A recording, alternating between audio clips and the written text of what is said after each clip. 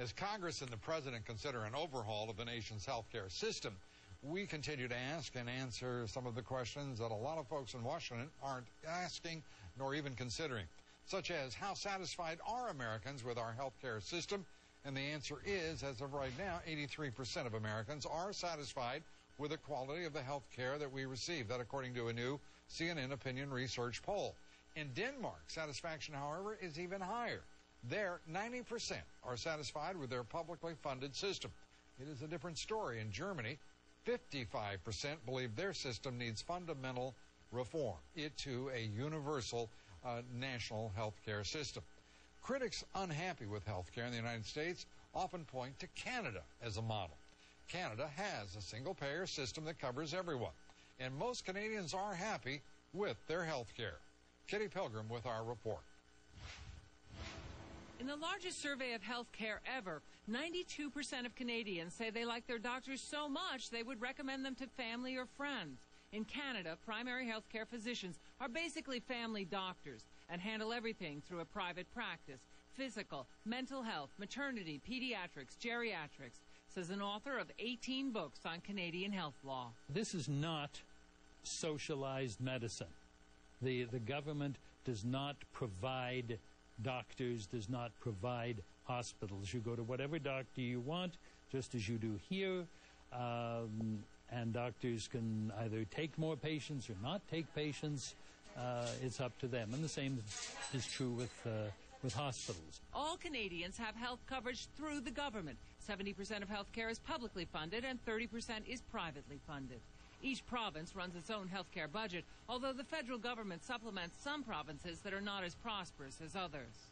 It is a very cost-effective system, only 10% of GDP compared to nearly 16% of the U.S. economy. And Canada only spends some $3,895 per person a year. That's about half of the expenditure for the average person in the United States. But less expensive doesn't seem to imply less effective health care. In Canada, male life expectancy is 78 years versus the average of 75 years in the United States.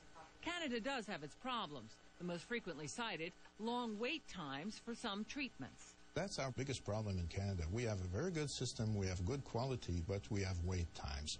And this is one thing we want to fix in our system, to fix that problem of wait times, because it's unacceptable. More doctors would help. Canada has a shortage. One doctor for every 526 people, compared to one for 418 people in the United States. Doctors are paid considerably less than their U.S. counterparts, but lawsuits are not as common in Canada, and guidelines for damages were set back in 1978 by the Canadian Supreme Court. The Canadian Medical Protective Association pays damages and provides legal counsel for doctors who are sued. Now, in a recent Canadian poll, 82% of Canadians said they believe their healthcare system is better than the United States.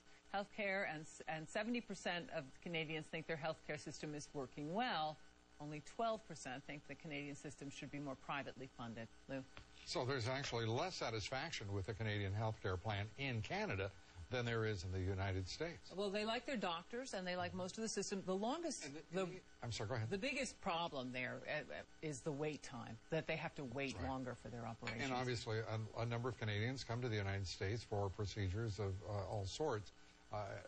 That's also an issue. They also have a fallback system, if you will. But interestingly, that ratio of doctors to the general population, it wasn't to 500 and I think you said 18, something in that order.